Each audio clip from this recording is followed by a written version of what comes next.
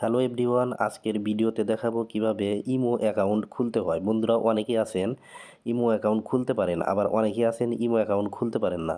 তো যারা imo account খুলতে পারেন না তারা ভিডিওটি দেখতে পারেন। তো ইমো অ্যাকাউন্ট খোলার জন্য গুগল প্লে স্টোরটা ওপেন করবেন, এরপর সার্চ বার অপশনে যাবেন। এখানে যে সার্চ অপশনে যে লিখবেন IMO ইমো, এটা লিখে সার্চ করে দিবেন। তো ইমো অ্যাপ্লিকেশনটা আপনারা এখান থেকে ইনস্টল দিবেন। ইনস্টল করার পর আপনারা ওপেন করবেন। তো আমি এখান থেকে ওপেনে ক্লিক করে দিচ্ছি।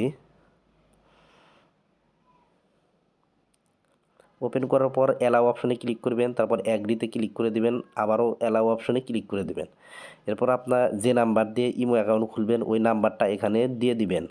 তো আমি যে নাম্বার দিয়ে ইমো খুলবো ওই নাম্বারটা দিয়ে দিলাম। এরপর টিক মার্কে ক্লিক করতে হবে, এরপর ওকেতে ক্লিক করে দিবেন, আবারও ওকেতে ক্লিক করে দিবেন।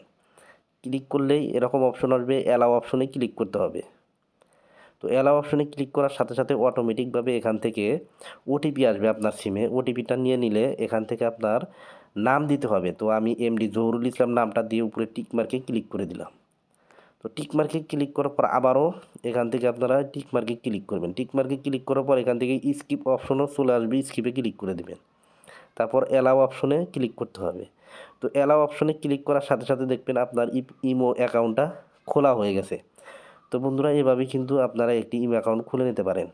তো ভিডিওটি ভালো লাগলে চ্যানেলটি সাবস্ক্রাইব করে রাখতে পারেন। ধন্যবাদ।